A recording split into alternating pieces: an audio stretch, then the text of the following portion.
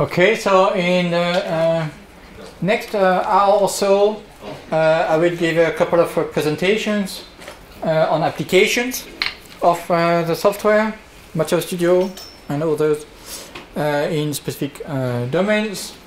I was hoping that, like the previous years, some of you would volunteer in that particular part of the day, section of the day, to present their own results, but nobody volunteered.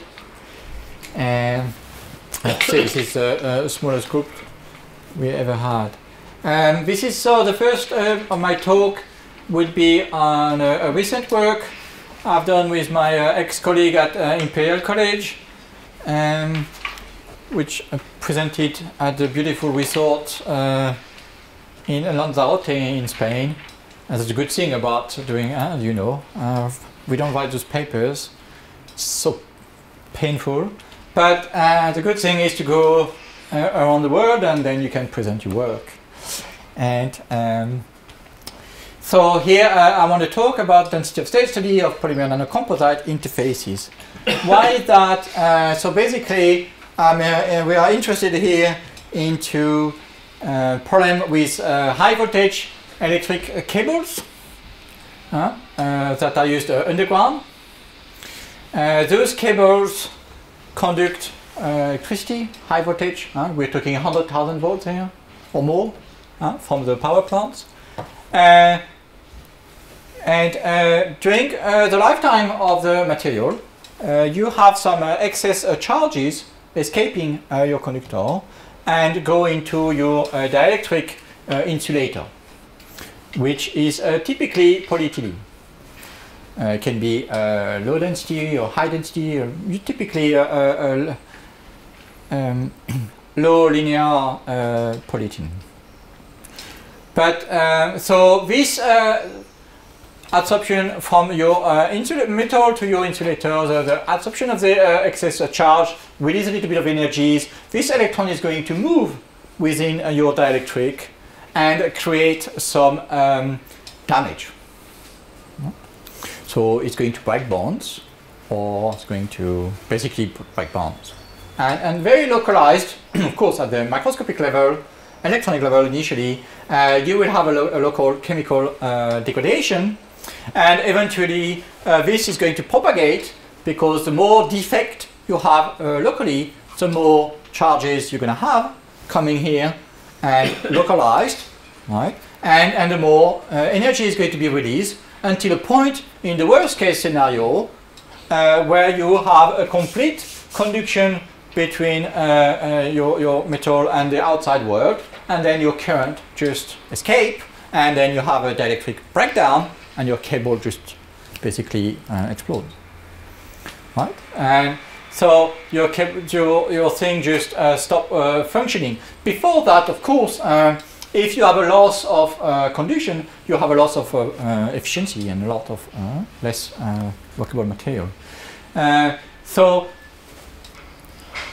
in the worst case scenario, you got failure of the material. Typically, you got a reduced efficiency. So if I have a perfect insulator, then normally no electron should come in there, right? The bond gap of polyethylene typically is 8.81 eV. So it's, you know, it's a big gap that shouldn't come. But we're talking here about high voltage conditions, a lifetime of years and years, and those cables can be transatlantic. Or they can go across the entire continent. So what will affect in PE affect this charge trapping? So degree of crystallinity, typically the electron prefer defects, physical defect, so amorphous phase. Those polymers are typically semi-crystalline or completely amorphous. Accumulation of bulk charges, so that to polymerize the materials, you do have some anti-oxidation agent, polymerization agent. You have a lot of, you might have also moisture, and you have a protection of the cable, but you might still have some moistures coming in. And so every chemical here then has maybe an electron affinity to attract those charges. An interfacial area, crystalline, semi-crystalline, or between the anode and your polymer, and so forth. So temperature, free volume, of course, also can affect the trapping. So in a perfect world, your polyethylene is a perfect crystalline. In the lab, you make one of those. There it's perfect. The bond gap is unique. There is no defect state.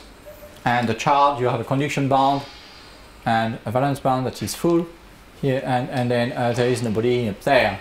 However, in a distorted material or a macromolecular crystal or even in a polymer, you start to have some states inside your conduction bond. You have two origins for those states. First one are physical defect. The amorphous deformation of your materials will create a variation in your bonds, and also chemical defect, which are deep trap, typically a 1 to 2, 3 eV electron volts, and those act as traps. So when your electrons start moving above here and hopping from one side to another, depending upon mobility, eventually might end up in one of those traps. You say, well, fair enough, stay there. No, because you also have a polarionic effect or local distortion, and also due to the strong electric field, you might have an escape of the charge, releasing the energy there was, and that is what causes the damage. It's basically having a very small spark inside material every time. So after long conditions of usage, then as I say, you have a degradation of the material. So this is basically, so you have these shallow traps, a defect, a physical defect, and then deep traps. And then at the interface of the crystalline and amorphous region, you really think also that this is a region of highly potential place for traps. Also, so now, more recently, so those were polymers just used in the industry at ABB or ADF, Alcatel, Pirelli, all those cable manufacturers are typically using those polymers, and polyethylene is probably the cheapest of all and excellent insulating properties. But recently, people have started to add some nanocomposite materials within polymer to improve the dielectric properties, in particular to improve the dielectric breakdown strengths and voltage endurance. So that means that you can increase the power within your material and still function. But the interesting part here is that so people have inserted all sorts of things, but silica nanoparticles, and at the micro level, the insertion did not have the same effect as nanomaterial. Right? So the best material were obtained by mixing nanomaterials, or the nanometers diameters of particles, of silica particles, inside the material. Right. So you have an improved dielectric properties. So typically you take your material, we've seen in the first page here, this is from ABB.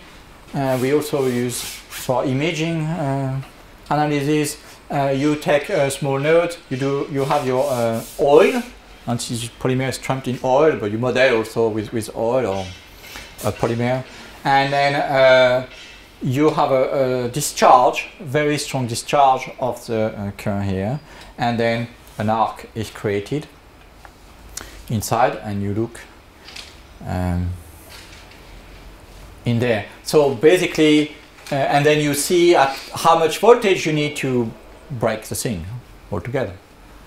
So that is what we call the dielectric breakdown. So here you have a pulse electron experiment, and you can see the quantity of charge that is being absorbed in this first polymer here, which is a pure polymer, LLDP, the low linear density polyethylene. And then you add nanoparticles, micron size particles, and you have a reduction of the things.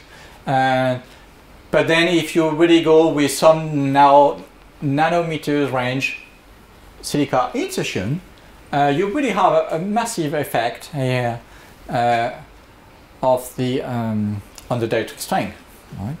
So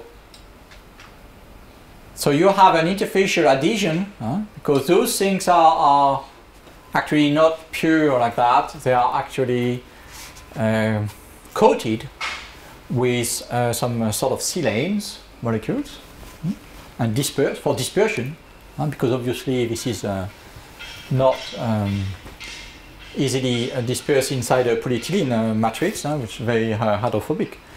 So you put those alkane chains to improve the dispersity of your material, and so you have a strong now a surface between your matrix of polymers and those silanes.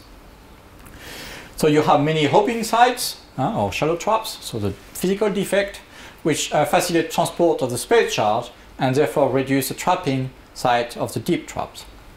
So I have now a mechanism for my electrons to navigate within my nanoparticles and avoiding the accumulation here. Right, so the effect of adding nanoparticle into polyethylene, so I have the important, like most nanotechnology, is a problem of surfaces, because you have such a strong, so small material, a lot of most of it is just surface, and so the interfacial properties here are very important. Obviously, you have a reduction in chain mobility with the inclusion of those solids, and also you have a higher conduction from your trapping of your electrons along the first chain, and say you have something like iodine here allowing local trap and then release, and then you have an excess charge that goes along the chains and from one to another, and then if you have many of them within your material, then you start hopping, and then you start to be able to disperse and exit. So you have a quasi-conductive regions within your polymer matrix. So we used MatStudio to look at those various materials, so polyethylene crystalline, amorphous, silica in crystalline and amorphous. Then you use the surface crystal tools to cleave the 100 region. Then your polymer also can be your crystalline polymer. You can make surfaces of your polymer. So you have different cleavage plane, 100 and 001 region surfaces. And then you can see how those interact together, and you can also look at the density of state, which is the point here of the study, and we're looking for all the effect on the defect state within the bond gaps, and how the presence of such interfaces affect our density of state. So we created a wide series of models of PE surfaces, typically crystalline with a silica interface, and then you can see now that we also, if we have an interface, then we start to have some nanovoids regions. And of course, I should have said, maybe polyethylene has a positive, a negative electron affinity, meaning that the net excess charge would rather go away than stay in the material. Right? So, meaning that if I have a very wide region of void, well, this is probably the preferred place for an excess charge rather than being in here, where there is no, there's nowhere here in the balance band or condition to accept an excess charge. So my excess charge is probably going to like interfaces region. And I can also have amorphous region and a silicon. So I have all sorts of interfaces. And also now when I insert some nanoparticles, so those have been surface modified. So as I said, for hydroxyls, silanols, to act as compatibilizer. Otherwise, those are not, they would not disperse well enough in your material. They might even phase separate. So basically, so you change the chemistry on surface, so you have different way to do that. Evonik offers those bits, and you can buy them directly from the catalogs. And basically, what we are modeling here is the amorphous phased plus the modified nanoparticle dispersed inside. That would be my models.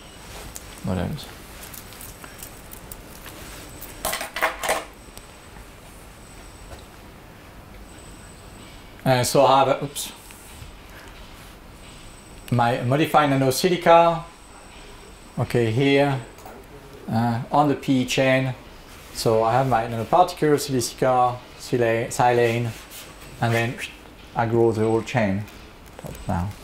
So now I have a way for particle to go and travel on those polymeric chains.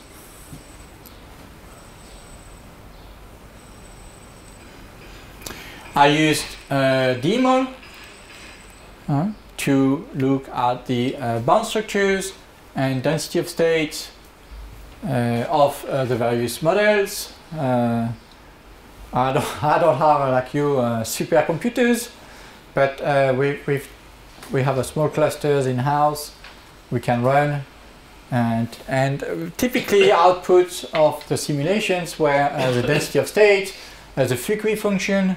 So Fukui functions are a way to look at the localization or the removal of a small charge, or removal of a charge, or in this case, injection of a fractional charge inside the material to see where it would localized.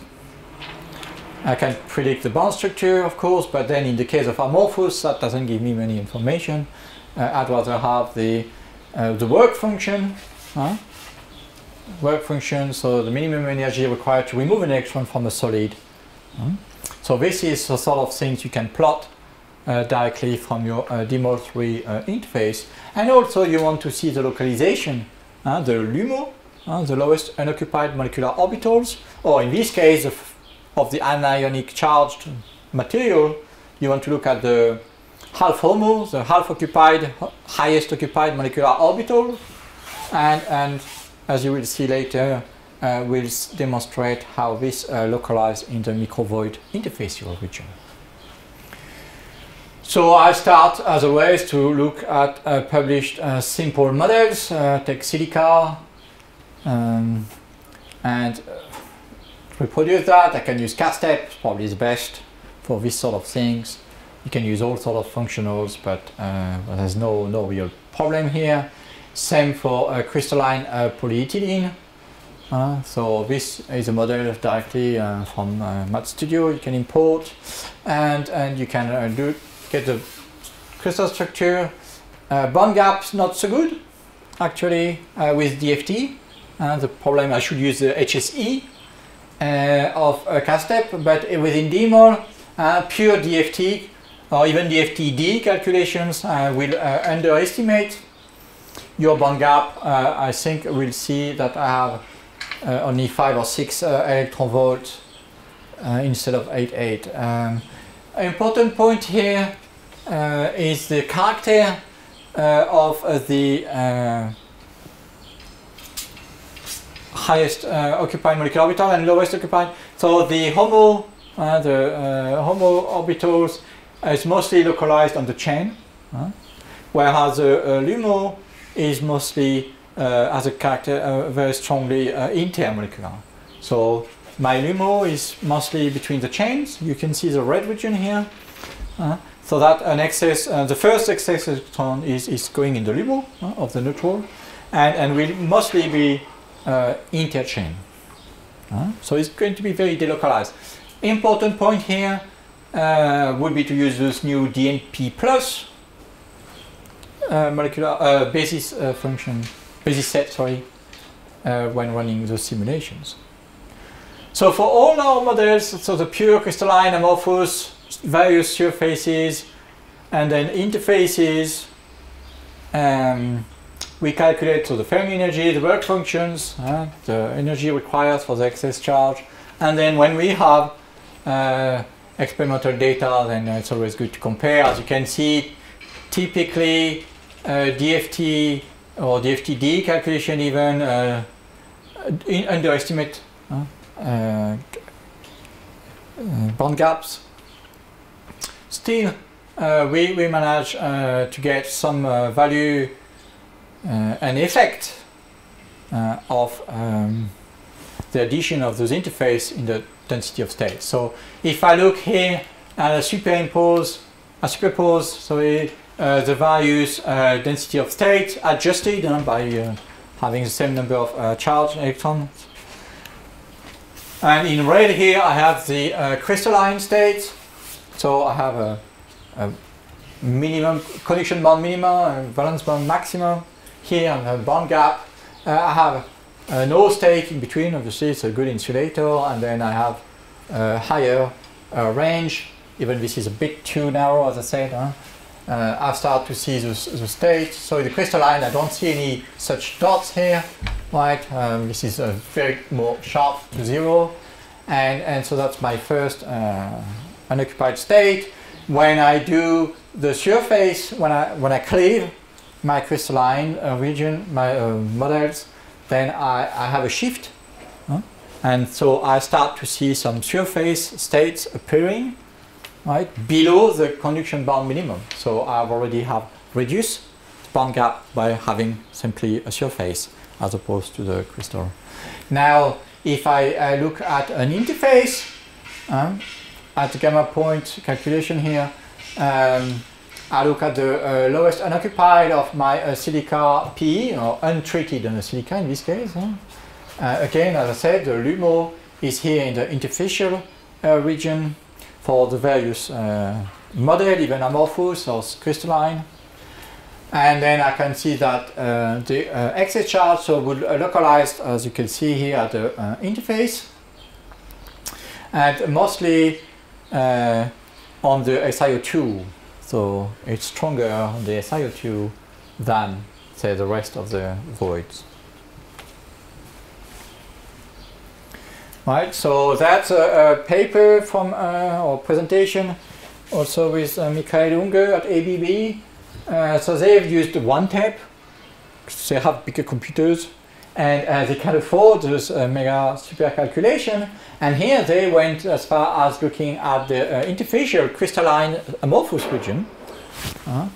I believe here with a supercomputer cluster you could do those things here as well. And so one tape is like a cast tape, but with a linear time dependency. So your order n DFT allow you to go to quantum mechanical calculation for thousands of atoms.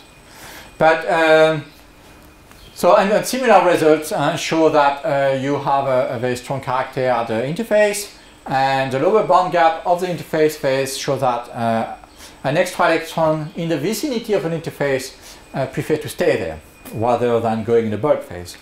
Again, so we demonstrate here again, and the author demonstrates that the interface microvoid region acts as a local defect, as a trap, basically. And then we'll get kinetic energy in the traps, and electric field will make it smash against the interface and create chemical damage, which will increase your microvoid and accumulate, and then you have a cascade effect until you have a failure.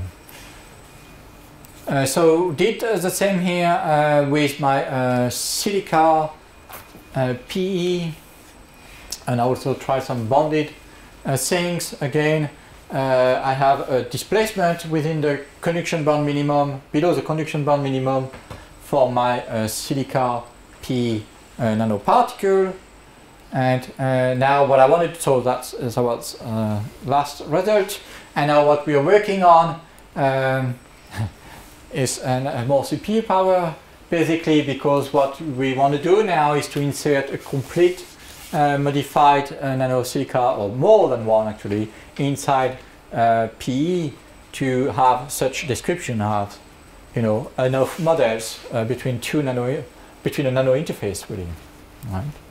So for that, we're probably going to try to use the FTB plus, because D-mol or K-step start to be, you start to have too many atoms, really, even on a big cluster. So you need to simplify your basis set. So DFTB plus is basically a D-mol with a minimal basis set.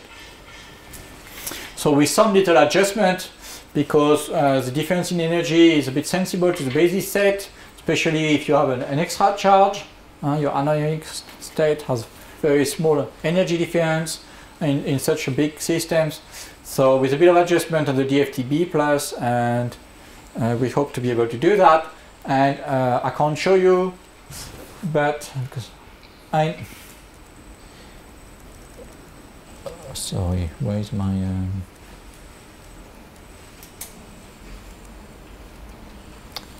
okay. Forthcoming is an electron transport task within the FTB plus, and it's already published in the literature. So what we're doing here is to implement electron transport method within Material Studio. That's and so with that I could then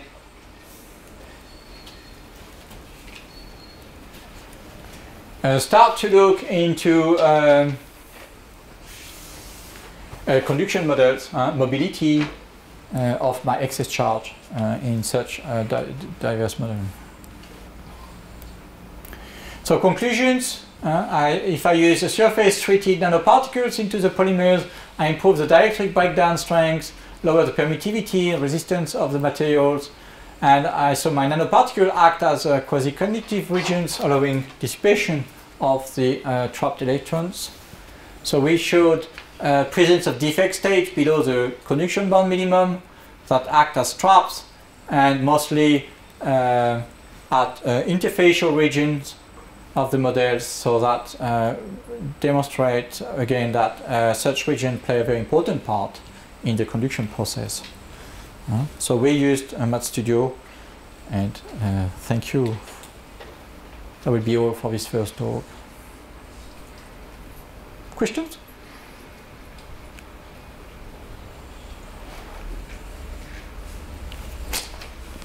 Good.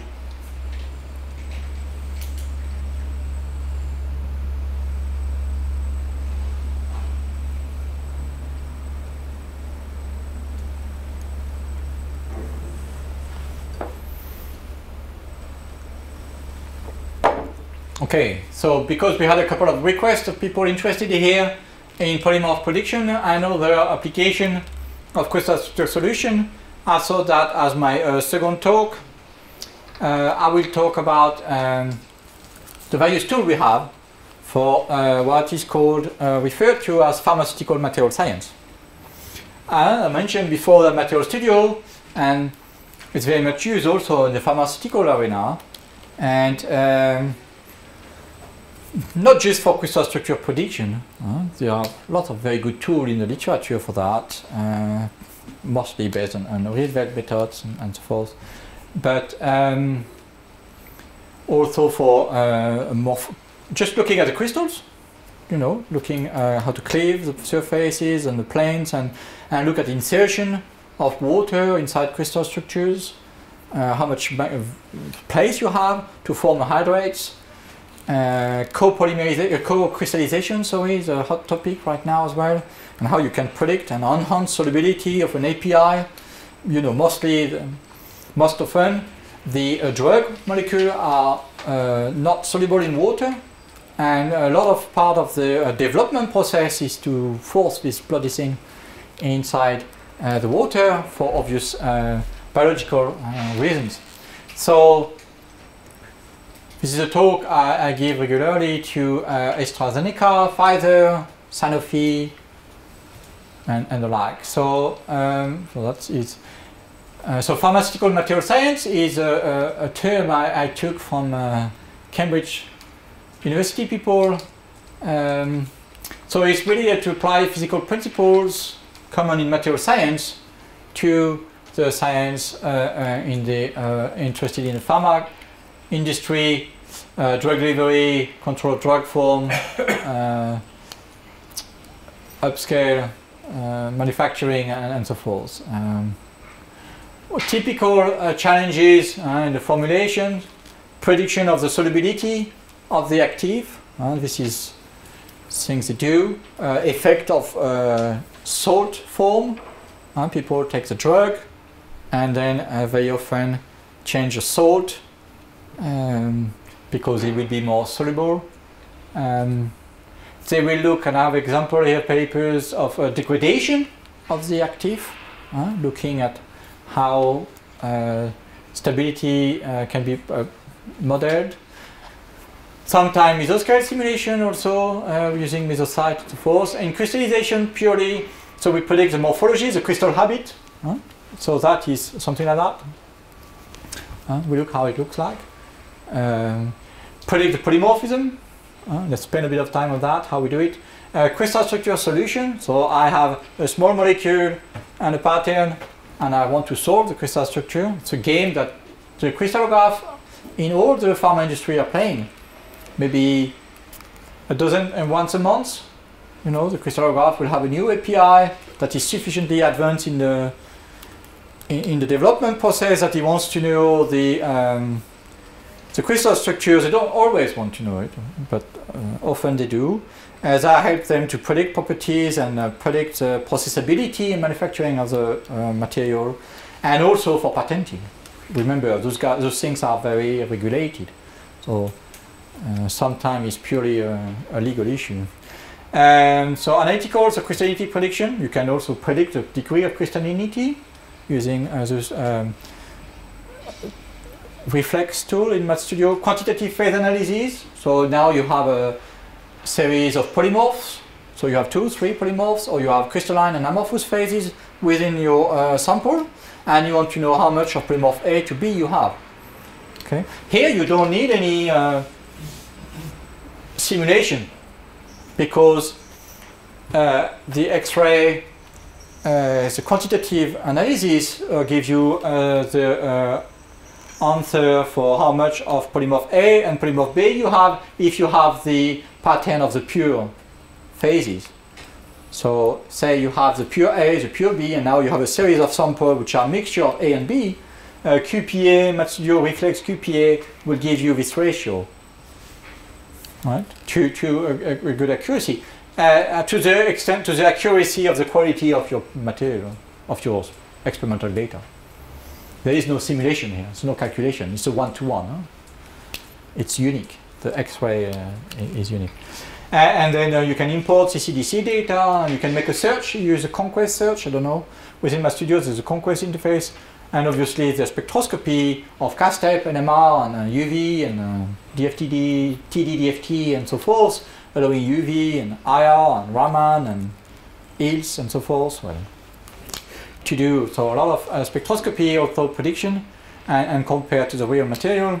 So we use Math Studio, but we also use a platform of Pipeline Palette, the notebook, right now the CIMIX notebook, because pharma companies tend to use a very heavy electronic lab notebook environment because again of regulations. And yeah. So the solid form really is, so you have a department of solid state, solid forms studies in the pharma industries. So they will look at things like dissolutions, manufacturability, effect on bioavailability, so that's solubility, say, elastic properties, shelf lifetime or degradation, stability, and effect of formulation. And you have many solid form. Of course, most common one are salt. Most of your drugs are actually salts. But co-crystals also, so you insert a crystalline structure within your crystalline structure, or you have a co-formers. You have some amorphous sometime inside, but that's not something you want usually. It's usually a problem. Multiple polymorphs, that's also usually a problem, because ideally your drug is a single crystal structure, 100% crystalline, and then it's perfect. And but it's not obviously always the case. So you can create solvate. So you insert a solvent molecule, water, or an hydrate or something, or a salt or something. So you have many different types. As I say, the challenges, you have, when you do the high content screening, so you have large number of potential drugs. The problem is the developability of manufacturing properties, so the solubility is always very low, too low. It can be hard to crystallize. Maybe you just have a powder. So you might use different novel methods to deliver them. You can also do, very typically, say Johnson & Johnson in Beurs in Belgium. We looked a lot at crystal engineering. That's when you look into modifying trying to change the morphology of your crystal, change the crystal habit in order to improve solubility, manufacturability, stability, improve a lower TG, etc., etc. And also co-crystal design, again something which is still very academic right now. It's not, but it starts to appear in the pharma industry. At Syngenta, we developed some tools for them to help with design of co-crystal. You start to see a few papers. Well, it's a lot of papers, but you start to see a few applications in the pharma industry for that. A legal issue a bit also not known there, because you know how much of a crystal patented can be used by someone else, assuming it put a new crystal inside. Is it the same one? Is it not? Same API, but with a co-crystal and so forth. So, and polymorphs, again, a lot of issue here in the European Drug Agency for initially, second polymorph of the structure is a unique material, and if you have not patented all your polymorphs, then you can be in trouble, and there are examples in the literature.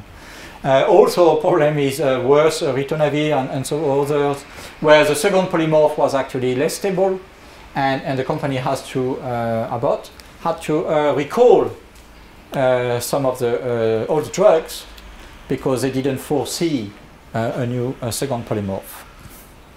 And then morphology control, of course, you want to look at interactions with excipients. So you predict your crystal structure, you clear the surface, and then you see how material interact, solubility, and so interaction with the solvent.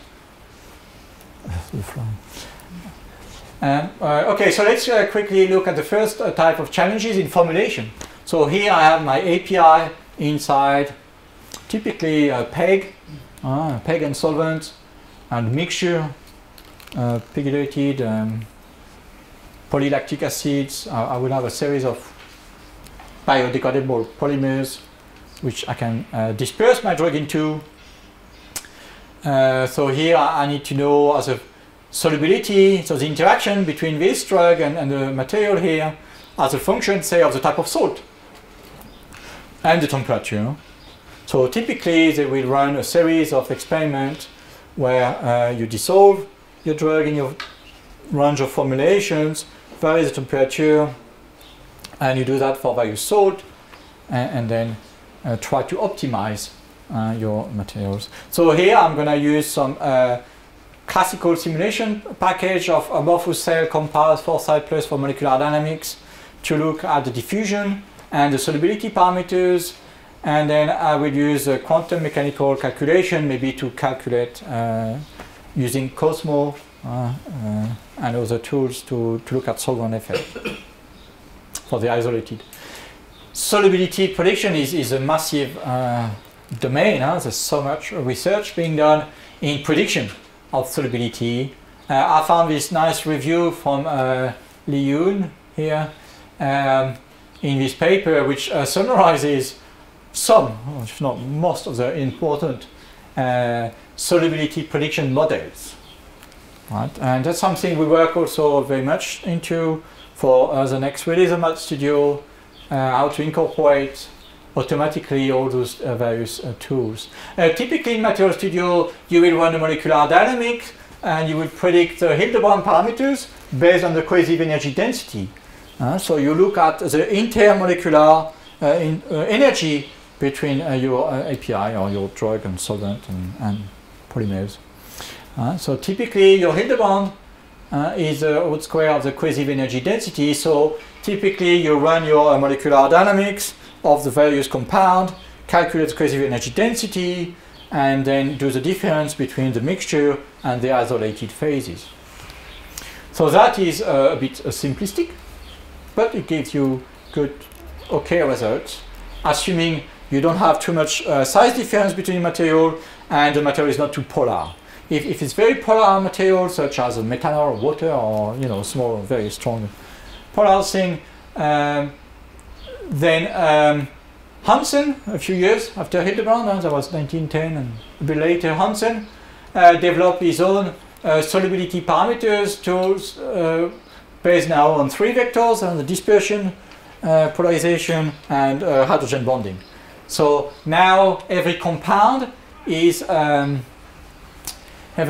now has its own Hansen solubility parameters based on those 3 forces, and then I do the difference between the vectors to have an idea of the solubility of 1 in 2. Right? And again, this is still linked to cohesive energy density. So and then I can use, typically for polymers, you're going to use the Flory-Huggins parameters. So Flory-Huggins parameters, so you get the ratio of the mixing enthalpy divided by KTN for phase, and then you can calculate that. But you can also have another model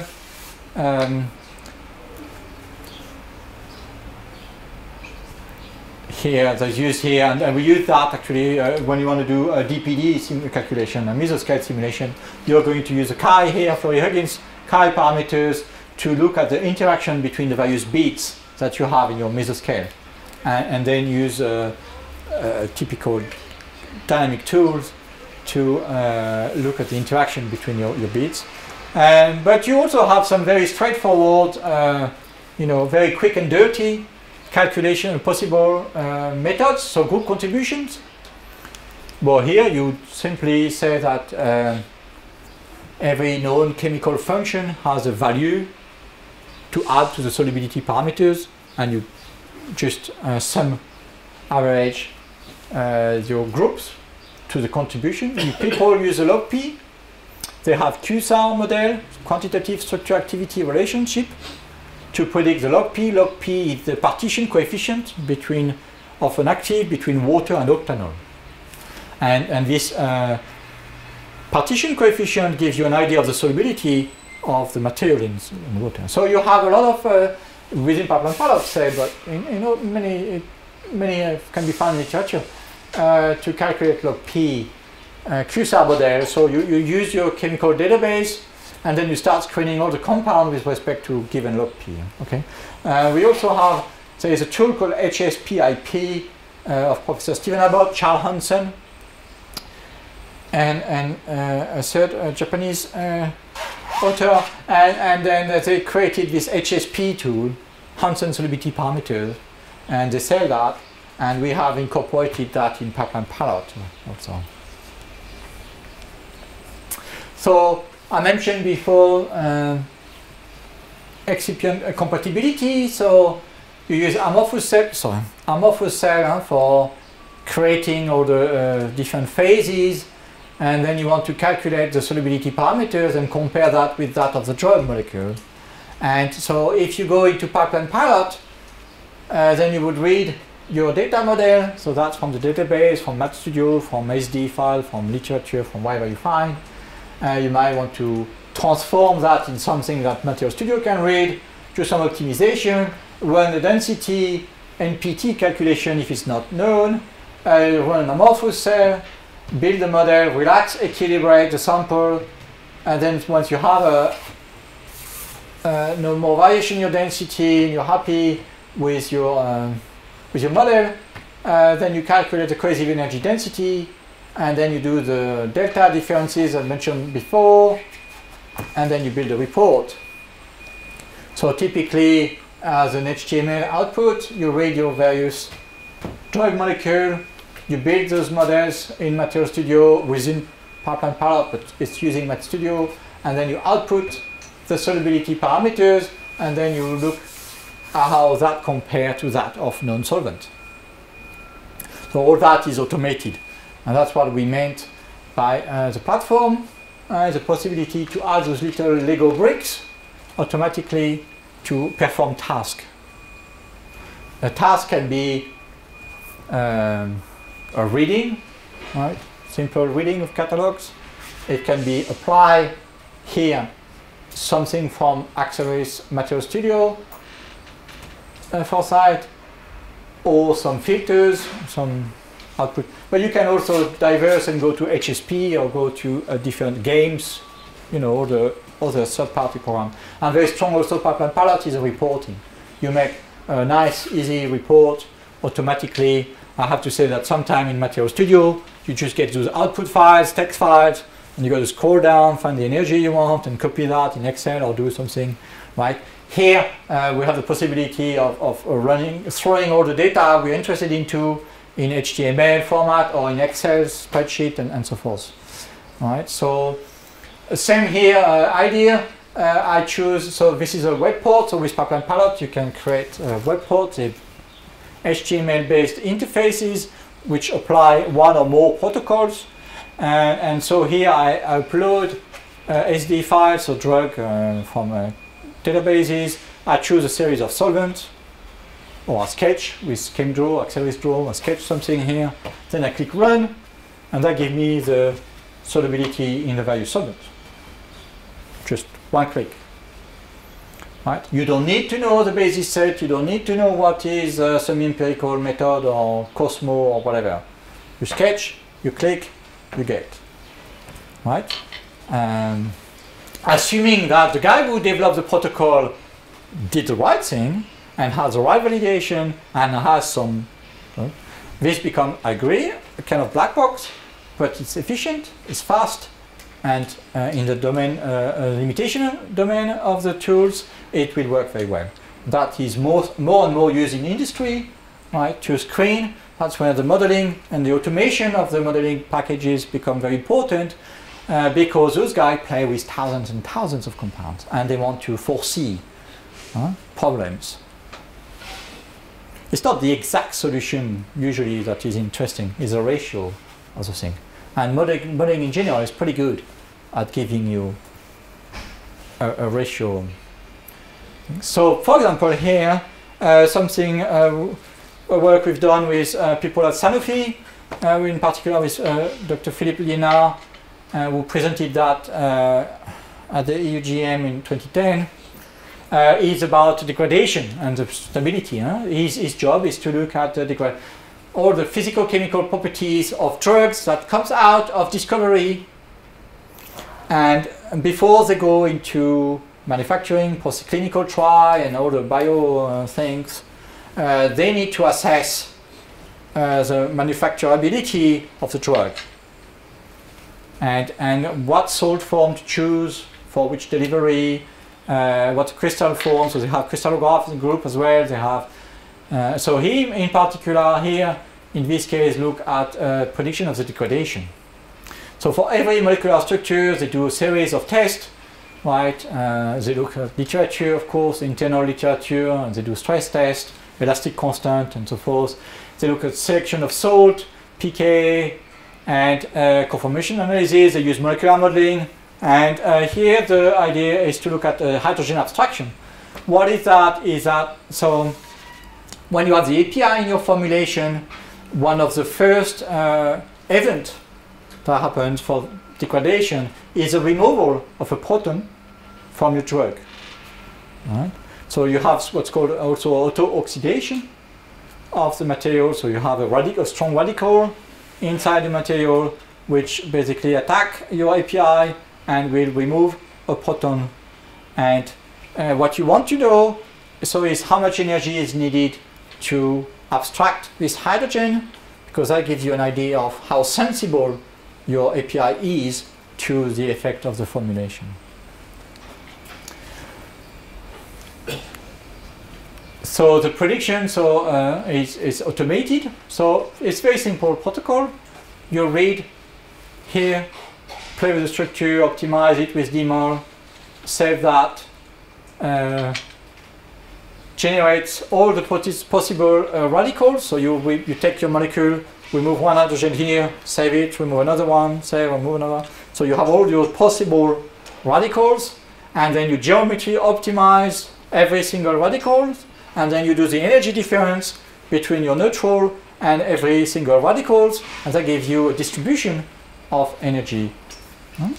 So for example, in phenol, the phenol molecule here, the first proton to go is one of the hydroxyl function, your alcohol, has the lowest energy, and then number 2 in alpha, and the meta and para afterward. Okay. So they want to anticipate problems, so they want to see if it's stable, they want to see how likely it is, because this is very early development.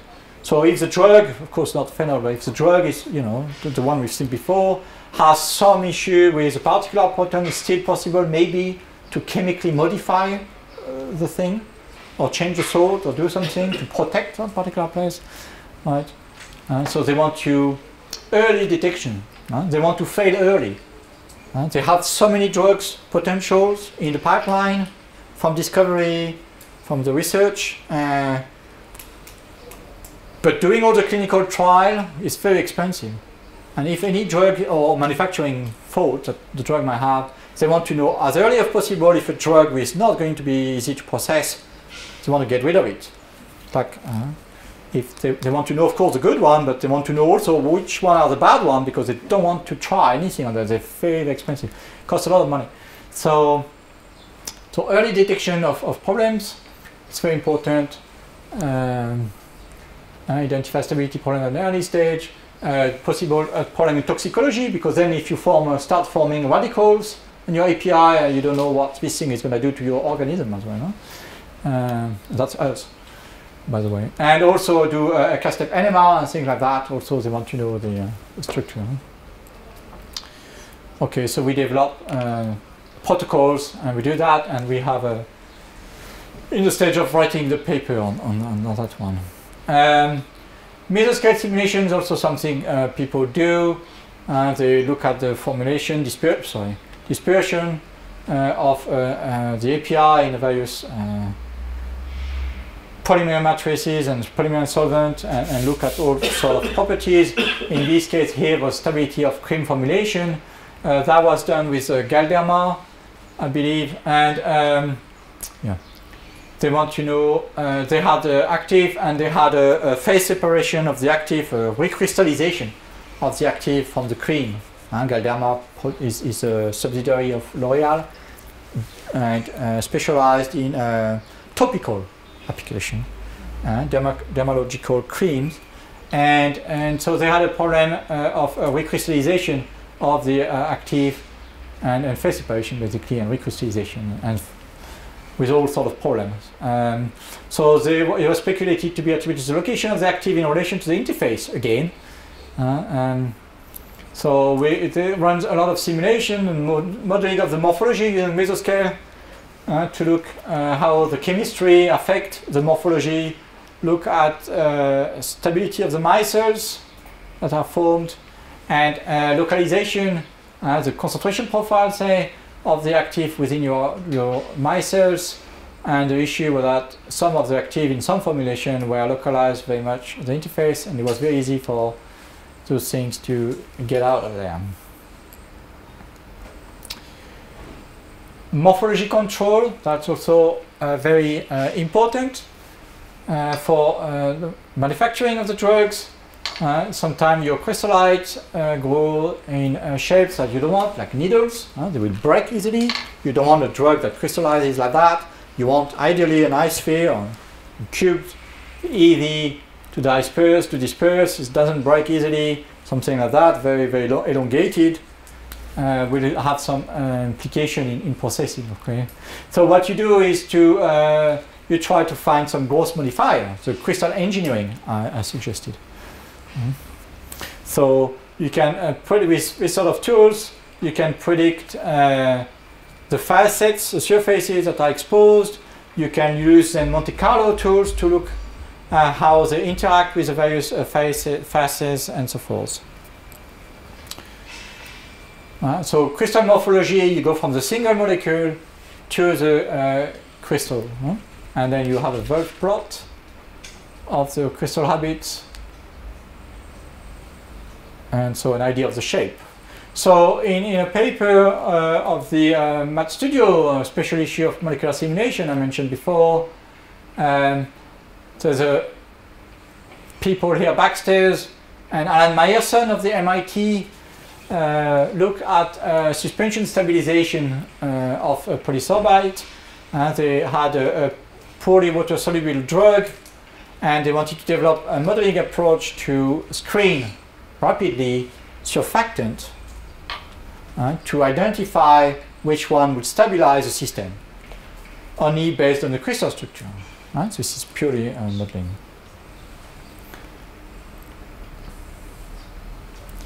So what they've used in Math Studio, so they built the drug here and particular faces of the drug, right?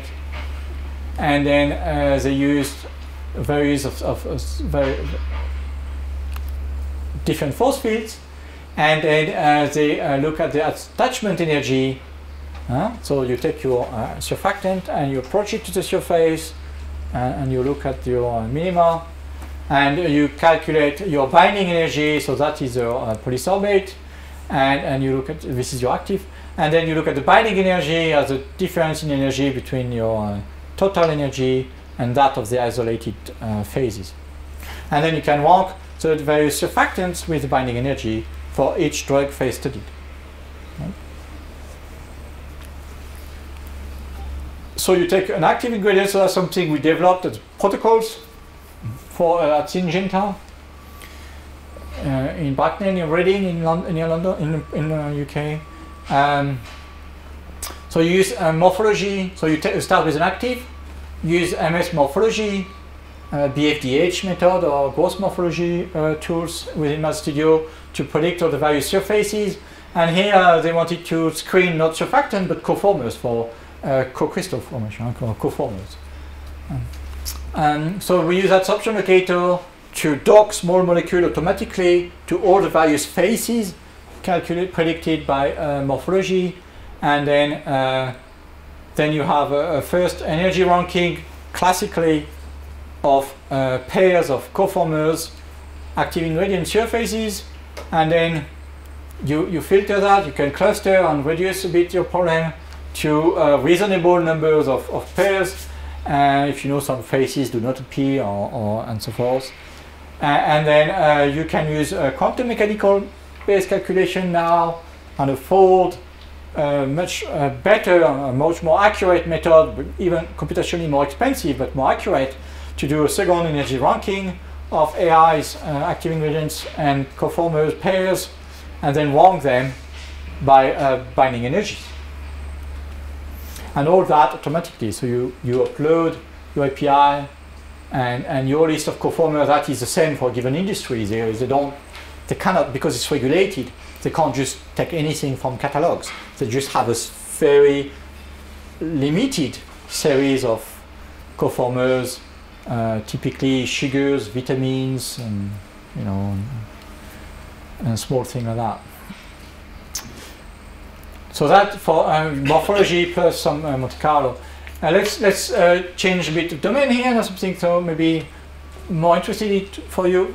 Here, so you start. So how do I go from the molecule to the crystal structure? That's a game that is being played in the pharma industry a lot.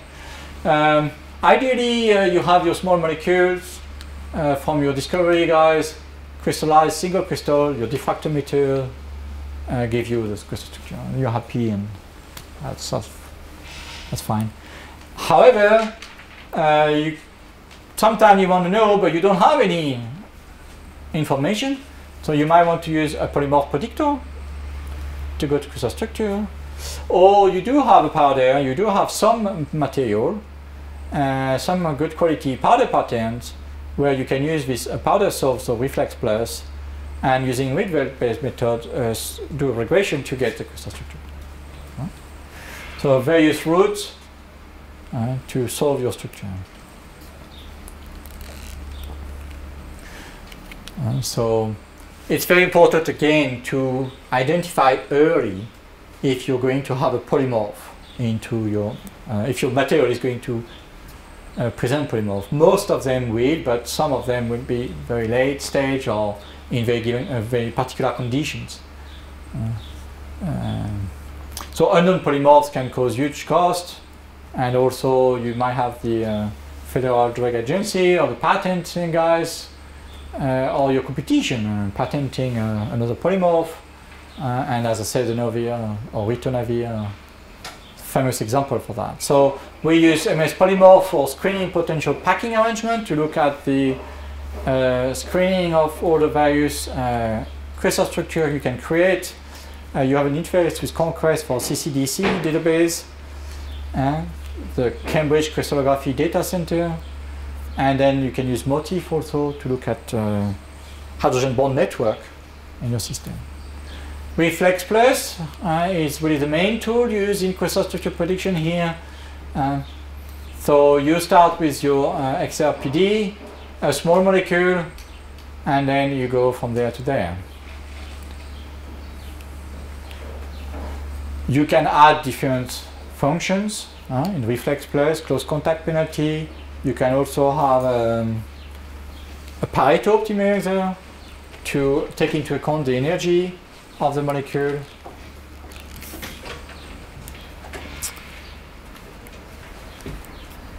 And mechanical property, also that's something, for example, GSK and Stevenage we looked into.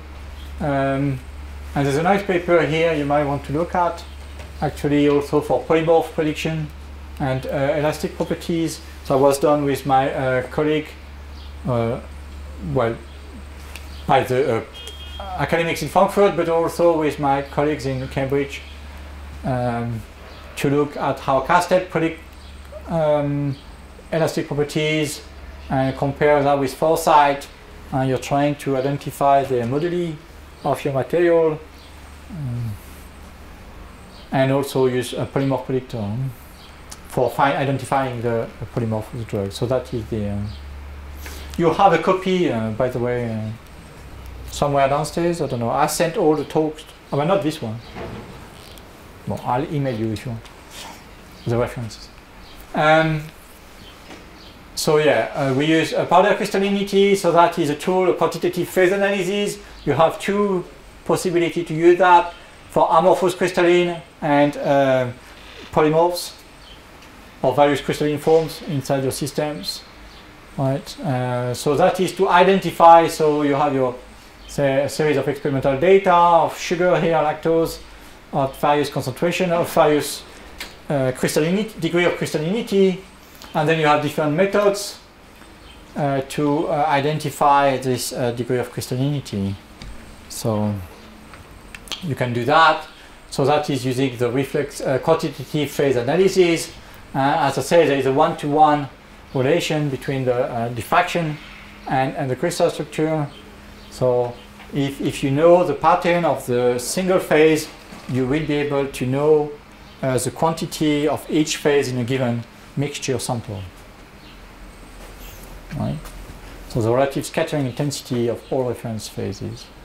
Again, we have automated that in Pipeline Pilot to do all, you read different pure phases, you read all your samples, right?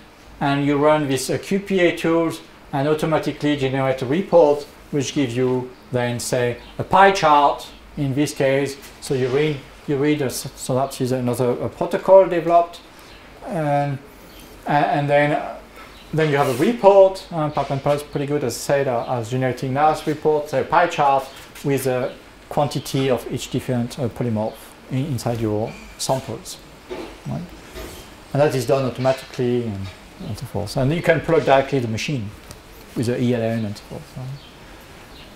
CCDC, we do spectroscopy, we talked about before, NMR steps, so you use that, rushing a bit for the respecting the timetable here, and deployment.